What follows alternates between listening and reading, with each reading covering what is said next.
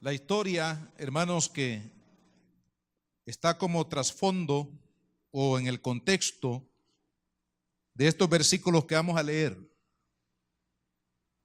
es la historia, quiero que piense esto, hermano, es la historia de cómo Dios deposita sus sueños y deposita su visión en el corazón de sus hijos. Una visión que tiene una trascendencia, una visión que no es solamente para mí, sino es una visión generacional. Cuando Dios nos llama, hermanos, cuando usted le entrega la vida a Cristo, usted está entrando a un sueño, a una visión divina que va a trascender las edades, va a trascender el tiempo. Entonces vea usted qué poderoso es a lo que Dios nos llama a participar. No nos llama a participar de un momento fugaz, no nos llama a participar de un momento, hermanos, que pronto se va a diluir, sino Dios nos llama a una gran visión, nos llama a que nosotros seamos parte de la visión de su corazón, de los sueños de Dios. Y es por eso, hermanos, que le hemos titulado a este mensaje: 2 milagros para alcanzar el propósito de Dios. 2 milagros tienen que ocurrir en nuestra vida para que nosotros podamos trasladar a nuestros hijos y a nuestros descendientes. Si Cristo tarda en venir, hermano, yo quiero que usted se pueda ver de aquí a unos 100 años o verse de acá a unos 200 años. Digo, si Cristo tarda en venir, porque no sabemos cuánto tiempo. A veces sentimos que Cristo viene ya pronto, ¿verdad? Y así lo declaramos. Pero no olvidemos que hay una señal en la visión profética que dice que cuando las naciones tengan el testimonio del evangelio de Cristo, entonces vendrá el fin. Y por lo menos ahora mismo, hermanos, la mitad del mundo no ha sido alcanzada con el evangelio. Así que no sabemos exactamente cuánto tiempo el Señor se va a tardar en volver, pero lo importante es, hermanos, que su iglesia, o sea, sus hijos, estamos participando en la visión del corazón de Dios, que precisamente es que la palabra, hermanos, pueda llegar hasta lo último de la tierra y pueda llegar al corazón de cada persona. Pero en la vida de aquellos que somos hijos de Dios, tienen que suceder estos 2 milagros de los cuales vamos a hablar hoy. 2 milagros para alcanzar el propósito de Dios en nuestra vida. Dice la palabra, Génesis 41, 50. Y nacieron a José 2 hijos antes que viniese el primer año del hambre, los cuales les dio a luz a Senat, hija de Potifera, sacerdote de On. Y llamó José el nombre del primogénito Manasés, porque dijo: Dios me hizo olvidar todo mi trabajo y toda la casa de mi padre. Versículo 52. Y llamó el nombre del segundo Efraín, porque dijo: Dios me hizo fructificar en la tierra de mi aflicción. En la escena de este pasaje de la Escritura tenemos como protagonista, digámoslo de esa manera, el principal protagonista es José. Dios, hermano, tenía un plan con Israel. ¿Por qué cuando el pueblo de Israel, o sea, Jacob, cuando era una pequeña familia, una familia que tenía, según entendemos, 70 personas, es la familia de Jacob que llegó a Egipto? Fueron 70 personas. De esas 70 personas, después de 400 años, se habían multiplicado, creeríamos que por lo menos 1.000.000 o 1.500.000 de personas, porque la Biblia dice en el libro de los Números, cuando se hace el censo de la nación de Israel ya saliendo del desierto, estamos hablando de 624.000 personas más o menos, contando a los levitas y a todas las familias de Israel. Estamos hablando de más de 500.000 de adultos que se mencionan en el censo, pero no se mencionan las mujeres y los niños. Se mencionan a los hombres, ¿verdad? En el caso de los levitas de muy corta edad, de niños arriba, y en el caso de los varones, algunos eran contados los que tenían más de 20 años arriba. Pero supongamos que era una población más o menos de 1,5 millones que salieron de Egipto después de haber pasado ahí 430 años. Ahora, lo interesante, hermanos, es que Dios permitió que Israel llegara a Egipto con un propósito.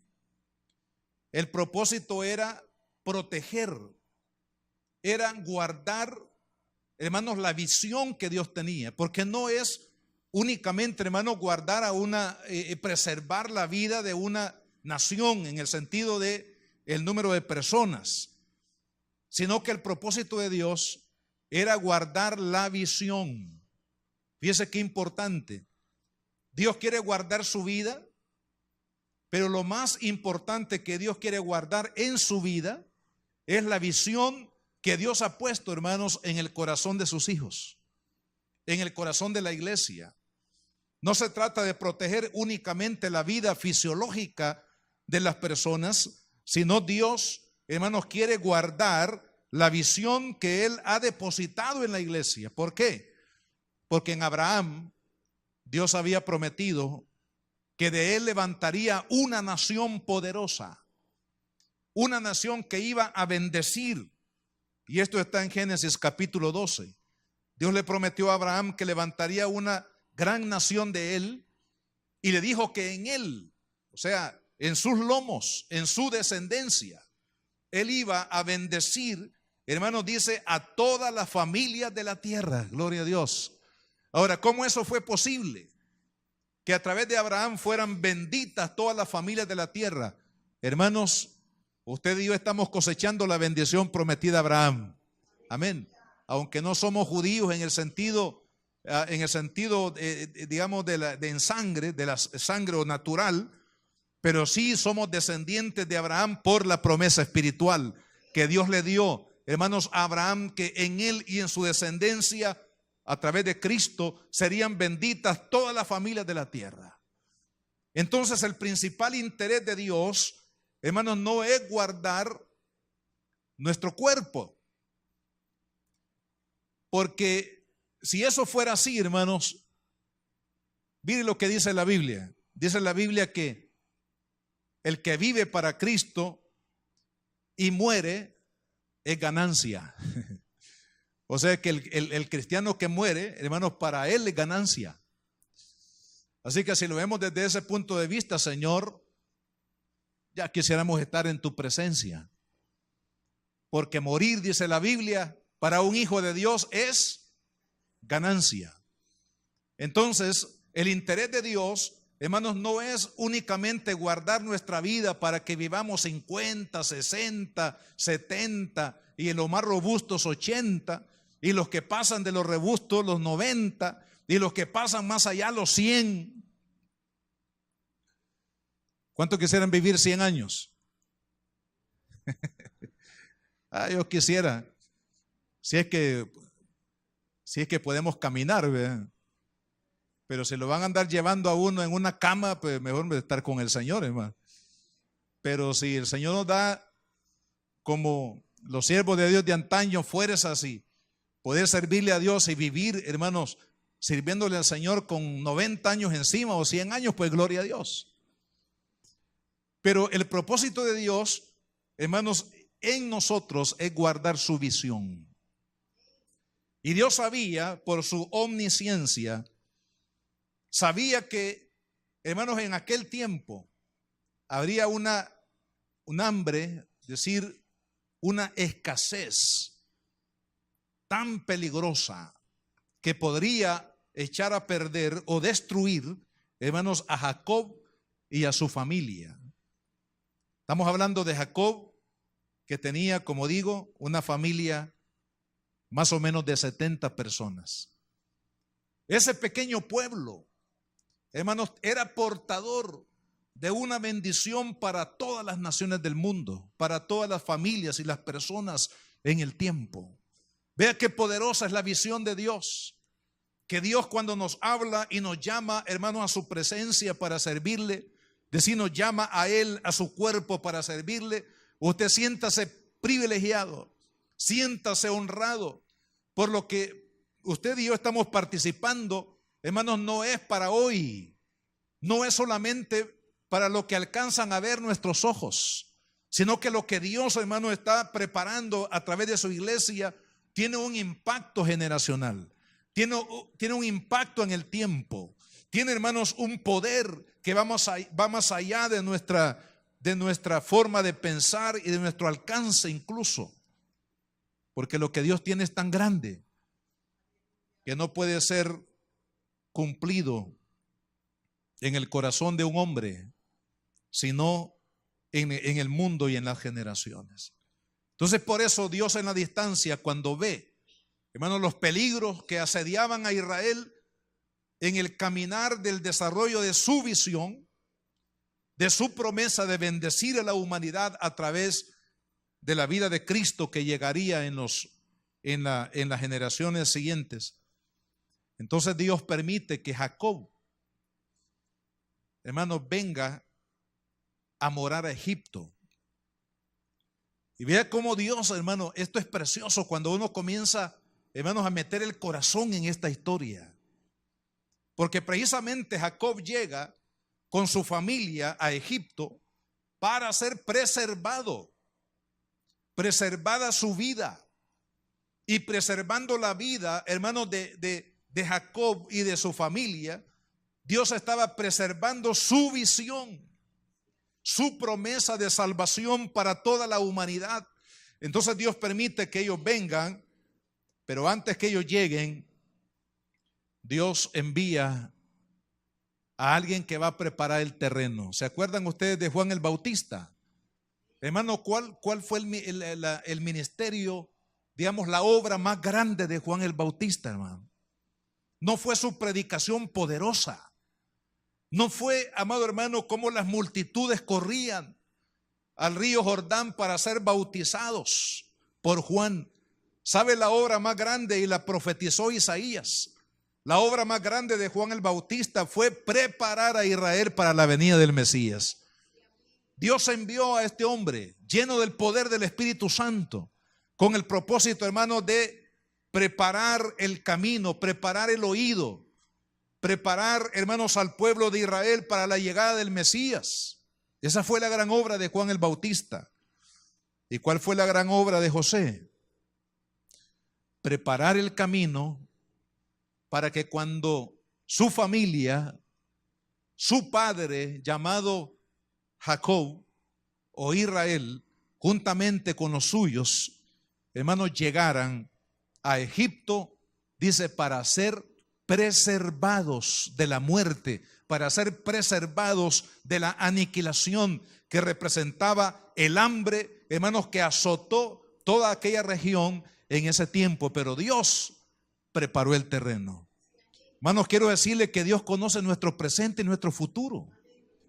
Dios ya sabe, hermanos, en su omnisciencia, su conocimiento eterno y pleno, hermanos, Dios ya sabe nuestras historias. Usted se va a sorprender al pensar en eso y decir, bueno, Dios ya conoce mi principio y mi final. Sí, dice la Biblia que desde antes de la fundación del mundo, Él preparó la redención, la salvación, el plan de salvación para la humanidad, porque Dios es poderoso. Entonces, como Él conocía todas las cosas, hermanos, envió a José para que fuera el que preparara el terreno para que luego su familia llegaran y fueran preservados. Ahora, note usted aquí la importancia, y vamos a entrar aquí en estos dos milagros. Pero quiero que note, hermanos, la importancia de esto. Dios en su sabiduría, a través de los sueños que le dio a José, y de eso también vamos a hablar en los grupos familiares esta semana, a través del sueño o la visión que él tenía para el futuro, él la depositó en José. José era el portador, hermano, de la visión de Dios. Él vendría a ser como el líder que iba a llevar a su pueblo al cumplimiento de esa visión. Y como tal, hermanos, el diablo enfocó toda su atención en la vida de José para tratar de echar a perder el propósito de Dios. Quiero decirle que cada uno de nosotros hoy en día, que somos el cuerpo de Cristo, que somos los miembros de su cuerpo, y como miembros del cuerpo de Cristo, cada uno de nosotros tenemos una función, lo dice la Biblia. No hay nadie aquí, hermanos, que diga, mire, yo soy como un apéndice de la iglesia, estoy aquí nada más guardándome con el calor de mis demás hermanos. No tengo yo un propósito. A mí Dios no me usa o no me va a usar.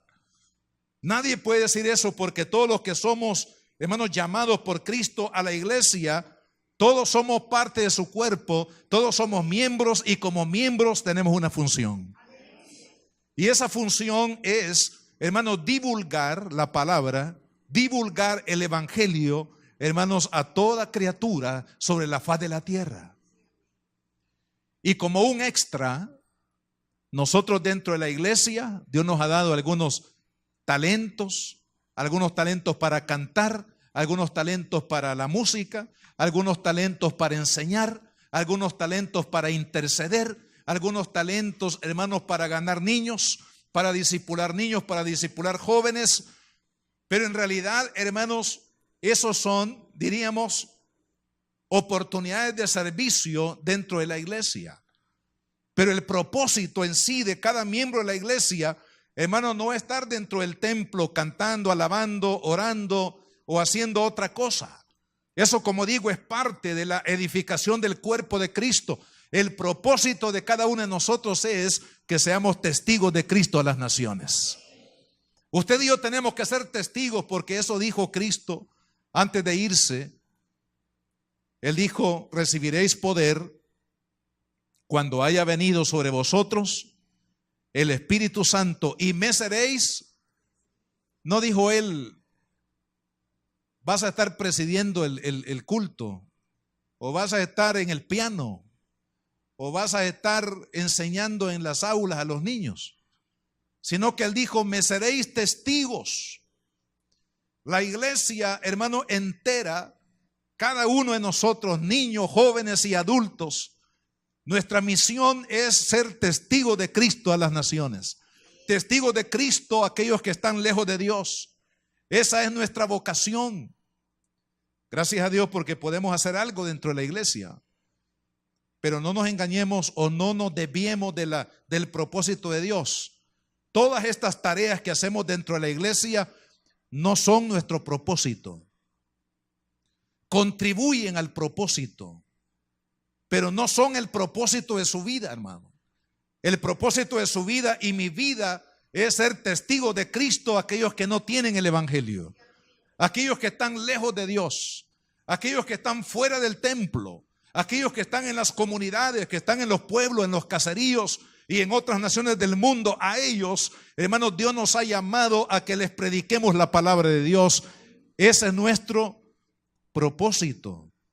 Ahora, como este propósito, comparándolo con José, Dios lo depositó en él para que él fuera el portador, el líder de esta visión, hermanos, que Dios tenía de bendecir a la humanidad a través de los lomos de Jacob, o de los hijos de Jacob o de Abraham, que de donde viene el llamado. Entonces el diablo enfocó en él todas sus fuerzas y sus estrategias, hermanos, para tratar de destruir el propósito de Dios en él. ¿Y qué pasó? Si podemos recordar algunas cosas. Primero, despertó diríamos, una adversidad de parte de sus propios hermanos, fundamentado en la envidia. ¿Qué es la envidia? La envidia es molestarse por lo que otro tiene, molestarse, sentirse mal por lo que ve en otra persona. Cuando José comienza a contar los sueños que Dios le había dado, despertó envidia en sus hermanos.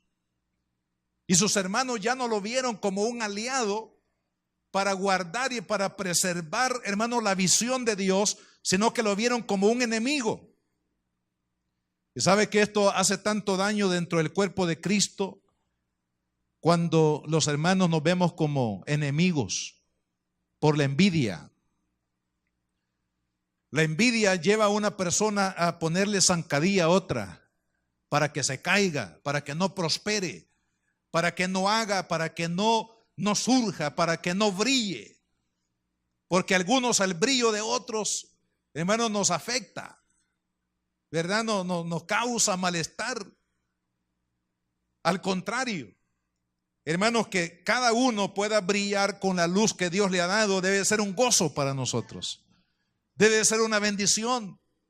Saber que todos estamos en el cuerpo de Cristo, que si a alguno el Señor le dio un talento, si a alguno el Señor le dio una forma de hacer la obra, hermanos, que Él ha encomendado, y a otros nos dio otra forma, gloria a Dios por eso.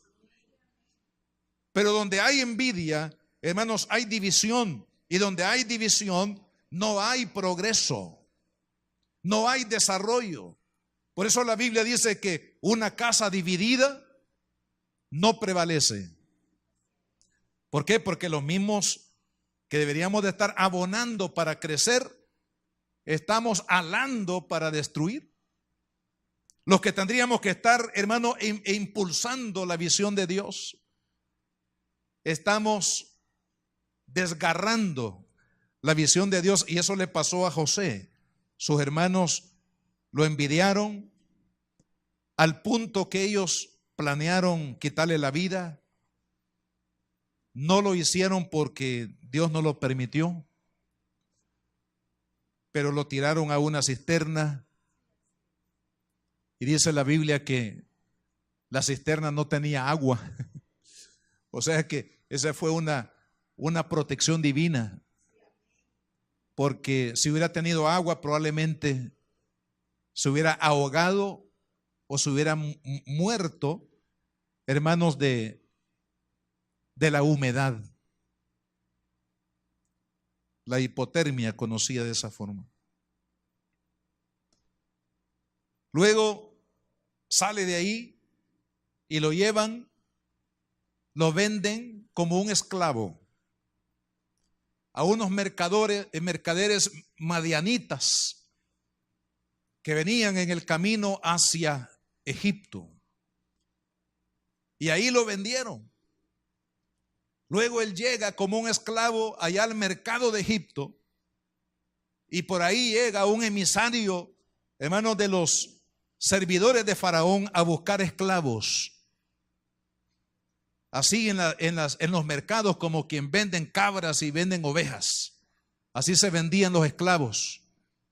Ahí en los corrales, ahí estaban amarrados los esclavos, y las personas llegaban y decían: mire, ¿por qué no me muestran a este esclavo, a esta persona? A lo mejor lo señalaban o le ponían un número, no sé.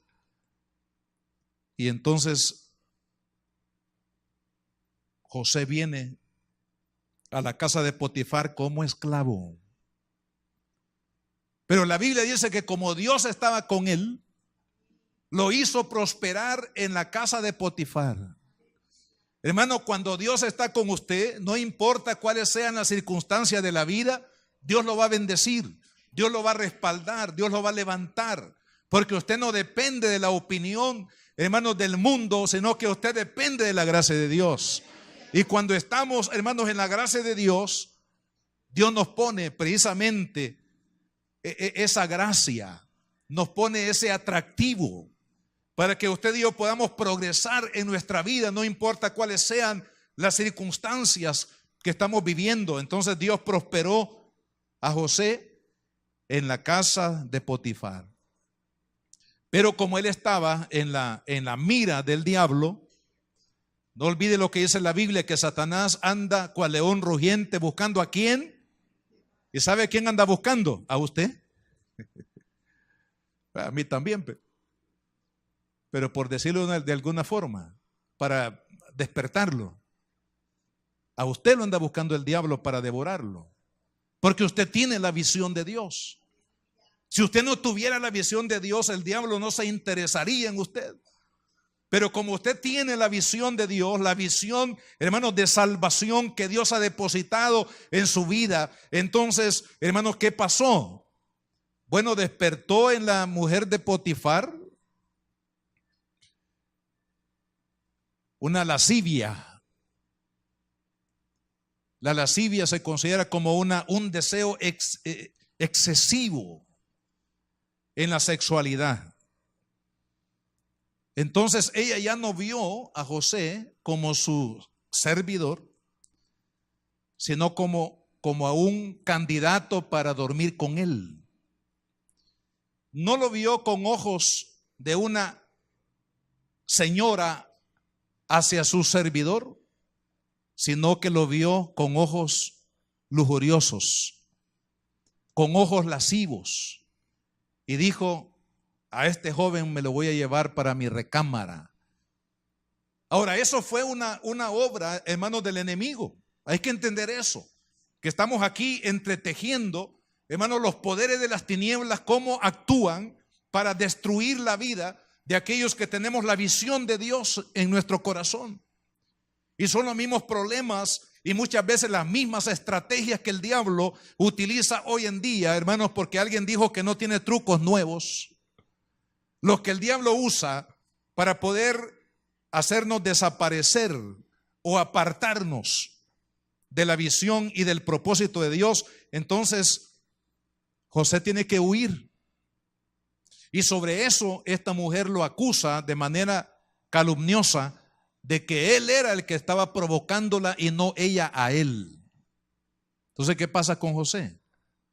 Claro, el esposo, cuando ha de haber dicho: qué malagradecido este muchacho. Lo traje como esclavo, lo he vestido como príncipe aquí en mi casa. Le he dado todo, porque dice que Potifar le entregó, hermanos, todo la administración de lo que él tenía.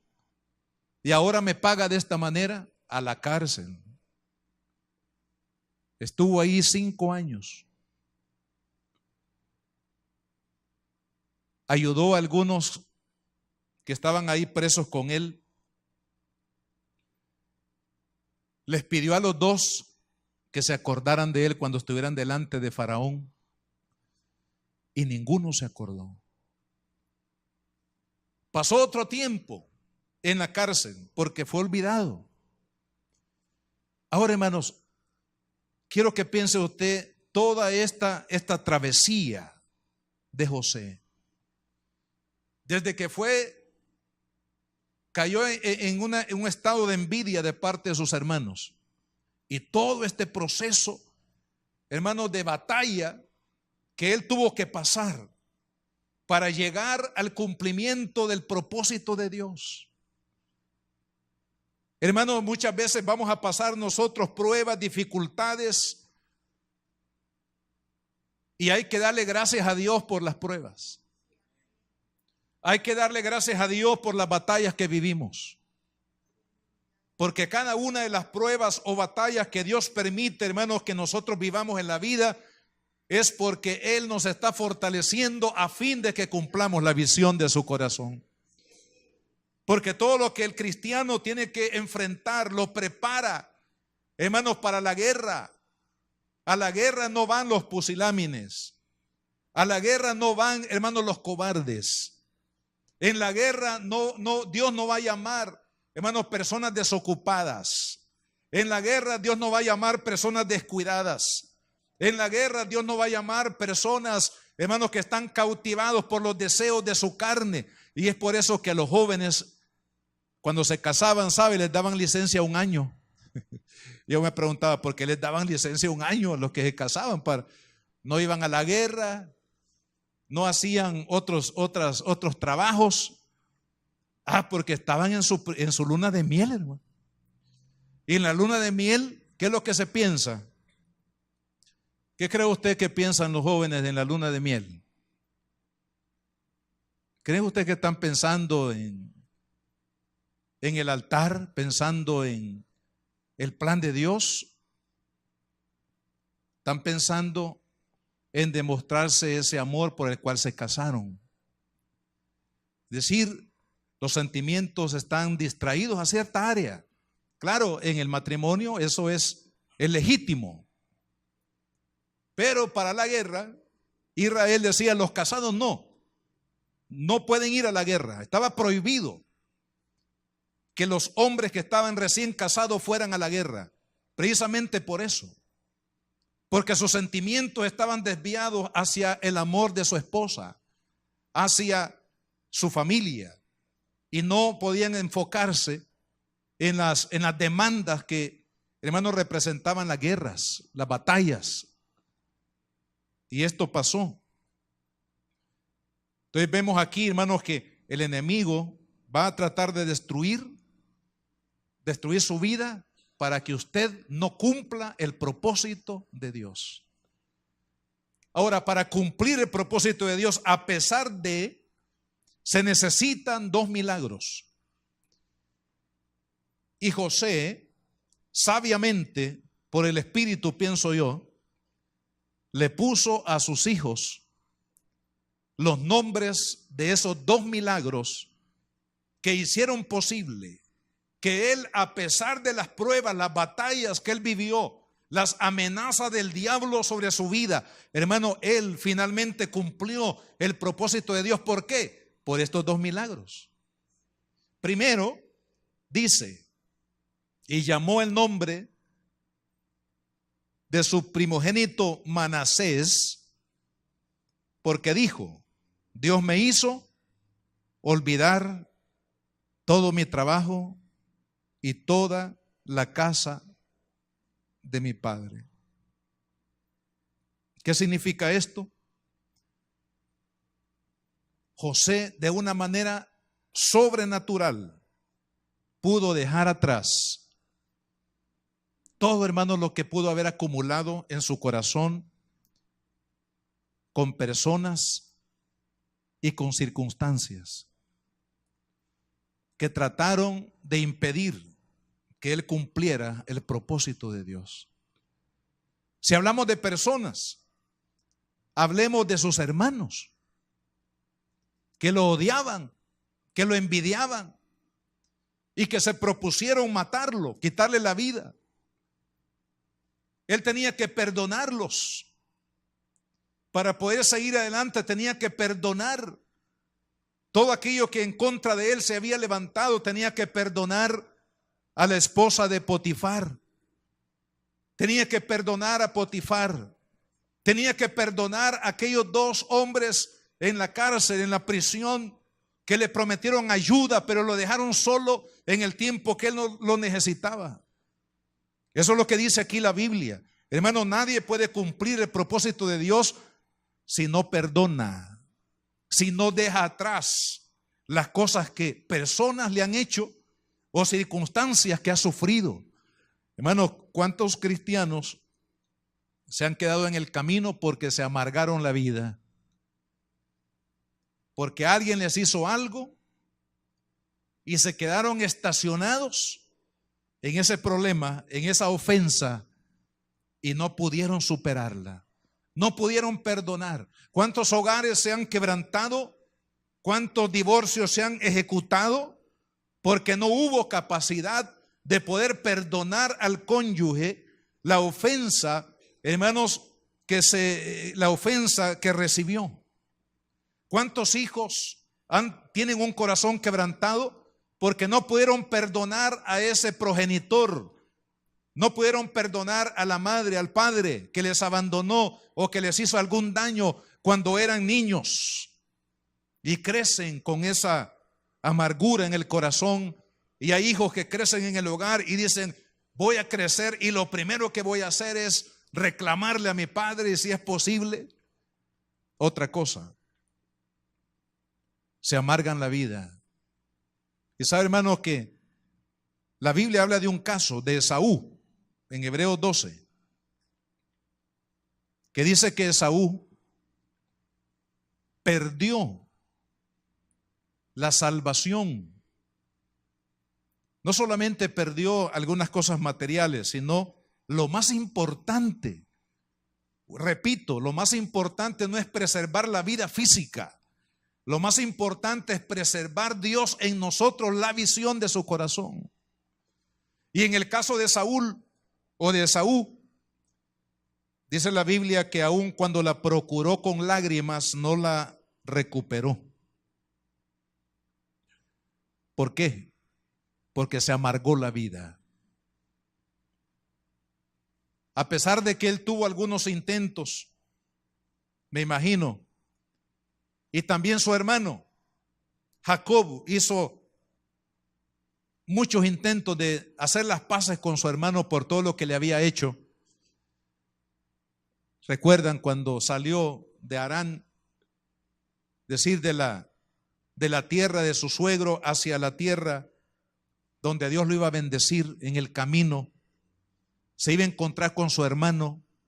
Hizo todo lo posible para que hubiera una reconciliación. Y a lo mejor, porque ahí se ve en uno de los pasajes de este libro de Hebreos, de Génesis, que se abrazaron. Aparentemente hicieron las paces. Pero como hay personas que dicen, mire, yo perdono pero no olvido. Yo creo que a Esaú le pasó eso. Él perdonó pero de diente a labio. Él perdonó pero de una manera emotiva, pero no con la voluntad. De tal manera que perdonó a su hermano, de seguro, hermano, lo que le había hecho, pero no lo hizo de corazón. Su corazón terminó, hermanos, esclavizado al pasado, y por eso dice la Biblia que perdió los beneficios de Dios en su vida. La salvación lo perdió porque no tuvo la capacidad, como José, de olvidar. Y sabe, hermano, que solamente se puede olvidar el dolor que alguien propició. Solamente se puede olvidar el daño que alguien nos hizo en la familia o fuera de la familia, únicamente a través del milagro del perdón, porque el perdón es un milagro del amor. Por eso dice la Biblia, porque de tal manera amó Dios al mundo que ha dado a su Hijo unigénito, para que todo aquel que en Él cree no se pierda, mas tenga vida eterna. Ahora, el amor es la base, el fundamento del perdón. Y el perdón no es más que un ejercicio del amor de Dios, hermanos, en nosotros, y por eso podemos perdonar. Entonces, el primer milagro que usted y yo necesitamos para cumplir el propósito de Dios, ¿cuál es? Olvidar. Usted está recordando ahorita, o el Espíritu Santo le va a recordar en los próximos días, más tarde, mañana, de alguna persona que lo dañó, alguien que le hizo algún daño, lo afectó. Y usted ahora es esclavo de ese sentimiento de odio, de rencor, de venganza. Y que en las primeras de cambio me la voy a desquitar de alguna forma, o me voy a alegrar cuando esa persona se muera.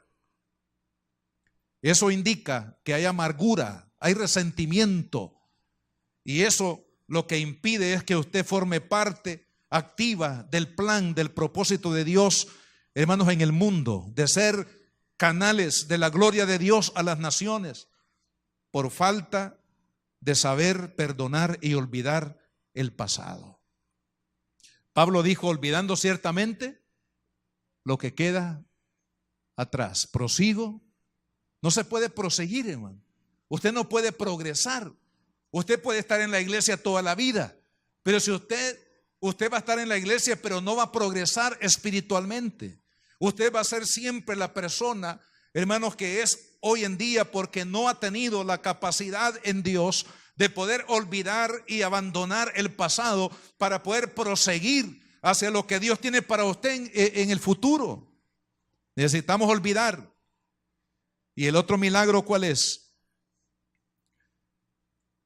El nombre de Efraín, ¿qué representa? Dice, porque Dios me hizo fructificar en la tierra de mi aflicción. Sus hermanos lo vendieron. Llegó como esclavo a Egipto, pero Dios tenía otros planes, hermano. Dios tiene otros planes para usted. Usted dice, usted se ve hoy y dice, bueno, mire lo que soy ahorita. No tengo mayor esperanza. Si lo vemos espiritualmente, usted diría, bueno, pero ¿qué puede hacer Dios conmigo? Si se ve usted como persona en la sociedad donde estamos, usted podría decir, ¿y qué puede hacer Dios con este salvadoreño o esta salvadoreña? Que tenemos mala fama en el mundo. Pero Dios tiene otros planes, hermano. Dios tiene otros planes. Dice la Biblia que nuestros pensamientos no son los pensamientos de Dios. Dios tiene otros planes. Dios tiene el poder de hacernos fructificar, hermano, cuando todas las circunstancias o todas las personas estén en contra suya. Dios tiene el poder de hacernos fructificar en tierra de aflicción. Y lo podemos ver en la vida de José. Dios lo levantó, Dios lo bendijo, Dios lo fructificó, Dios lo puso, hermano, en un lugar de privilegio, a un extraño, a un judío, de una pequeña familia de 70 personas. Hermano, Dios lo levantó. ¿Por qué? Porque los planes de Dios son planes maravillosos, hermano, para nuestra vida. Y cuando usted y yo estamos en las manos de Dios, usted y yo siempre tenemos que, hermanos, tener una expectativa del futuro.